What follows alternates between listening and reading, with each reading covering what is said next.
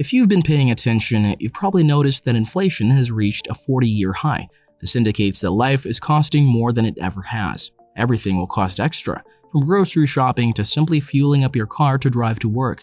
Also, you could have realized that your income probably hasn't increased at the same rate. Despite the fact that living expenses are rising, you probably aren't generating enough money to keep up. We cannot emphasize enough how crucial it is to start investing your money right now, regardless of where in life you are in. You may believe that investing is too hazardous, but leaving money on the sidelines without any thought for the future is even riskier. However, to start investing, you don't have to be the Wolf of Wall Street. And today, we'll tell you how. Hey, welcome to Stock Market Mate. Today we'll talk about investing for beginners in 2023 and more importantly, investing on a budget. Before we get to the good parts, do leave a like and subscribe to the channel to help us beat the YouTube algorithm. If you're done with that, then let's get started. First things first, why is investing important? The best method to make your money work for you and accumulate wealth is by investing. Although keeping money in cash or bank savings accounts is seen as a safe strategy, investing it enables it to increase in value over time with the advantages of compounding and long-term growth. The goal of investing is to enhance value and equity, create wealth, and generate future income. You can invest in stocks, bonds, mutual funds, options, futures, precious metals, real estate, or small businesses. When to begin investing? Make sure the fundamentals of your finances are in order before you start investing. As investing involves risk, it is best if you can be certain that you won't need the money you're investing for a significant amount of time, ideally 5 years or more. Hence, even though the intention is to begin right away, you should address the following two financial concerns first. Pay off high-interest debt. Because the interest you'll pay will offset any investment gains you achieve, you should make active efforts to pay down the sum. Build an emergency fund. Focus on building an emergency fund so you have at least 3 months' worth of living expenses in a savings account. You must be sure that, in the event of job loss or other unforeseen circumstances, you could maintain your financial stability. Only after you've made some headway in paying off your bills and begun to accumulate an emergency reserve can you start investing your money. How to start investing with little money. We often hear people say, "I'll start investing when I have actual money to invest," when they're referring to their plans to do so. This is a common complaint we've received from viewers and friends who don't think they have enough money to start investing. The notion that you must be wealthy to invest, however, can be further from the reality. As soon as you begin to earn money, you should start planning your investments.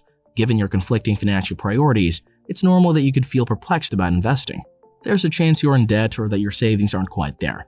In addition to the two stages mentioned above, which involve paying off debt and accumulating an emergency fund, it's never too early to begin investing. You can start out by buying $20 worth of shares. You must begin somewhere. However, here are some specific tips that might help you kick off your investing journey. Number 1. The cookie jar approach. Investing and saving money go hand in hand. In order to invest money, you first have to save it. You can take very tiny steps to complete it, and it will take much less time than you anticipate. You can begin saving if you've never done so by setting aside just $10 each week. Although it may not seem like much, that adds up to more than $500 in a year. Try stashing $10 in a shoebox, an envelope, a cookie jar, or a small safe, or even that ancient bank of last resort. Even though it may seem stupid, this is frequently a crucial initial action. Make it a practice to spend a little less than you make and save the difference. High-interest savings accounts, which are distinct from your checking account, are the cookie jar's computerized equivalent. If you require the money, you can withdraw it in 2 business days, though it's not connected to your debit card. Once the hoard has grown sufficiently, you can withdraw it and transfer it to some legitimate investment instruments. Number 2. Enroll in your employer's retirement plan. Even the straightforward action of enrolling in your 401k or other employment retirement plan may seem out of your price range if you're on a limited budget. But it is possible to start contributing to an employer-sponsored retirement plan with sums that are so little that you won't even realize them. Consider contributing only 1% of your salary to the company plan, as an example. That modest donation won't likely even be seen by you, but it won't matter because the tax break you'll receive will reduce it even further. Once you've agreed to contribute 1% annually, you can gradually increase it. For instance, you can boost your contribution to 2% of your earnings in year 2.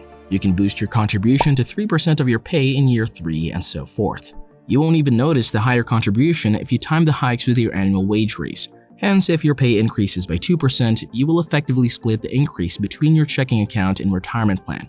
And if your employer matches your contribution, the situation will be even better. Number 3. Open an IRA. Opening an IRA is crucial since sponsor-employed 401ks do not provide the same tax advantages as other retirement accounts. You'll have more investing alternatives to begin with since you're starting your own individual retirement account as opposed to doing it via your employer, who makes your selections for you.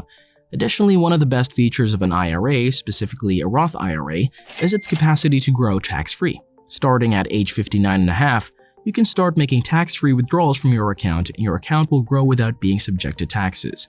Number 4. Start investing in the stock market with little money. Stock market investing can take many different shapes. It doesn't always entail purchasing particular stocks. Purchasing index funds or mutual funds is another form of investing in the stock market. Mutual funds and index funds are baskets of equities where a little investment can be used to purchase a portion of the entire portfolio. The same companies are included in index funds in the same proportions as the index they follow, such as the S&P 500. They are merely followed by a computer that manages them passively at times. As a result, management fees are frequently fairly modest. It goes without saying that you can also invest in individual stocks.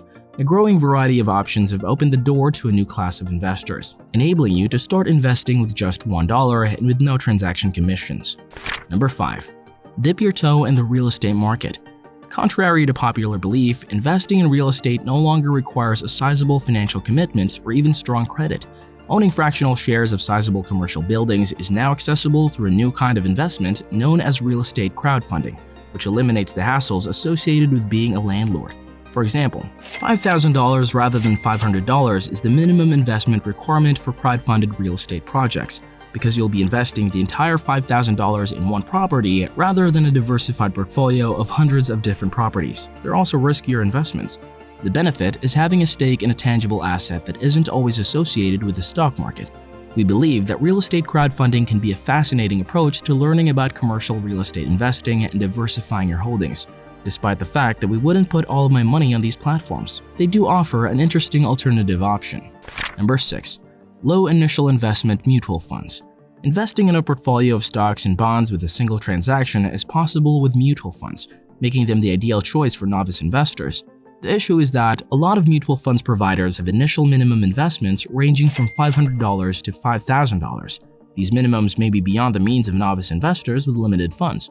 But if you agree to automatic monthly investments of between $50 and $100, certain mutual fund firms will waive the account minimums. If you can set up automatic investment through payroll savings, it's actually convenient.